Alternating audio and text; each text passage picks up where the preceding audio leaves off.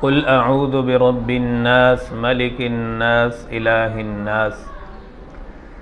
कुल अऊज़ु बिरब्बिन्नास में रब की जो सिफ़त है ये भी हिफाजत का तकाज़ा करती है। मलिकिन्नास ये भी अल्लाह ताला की सिफ़त जो है ये भी हिफाजत का तकाज़ा करती है।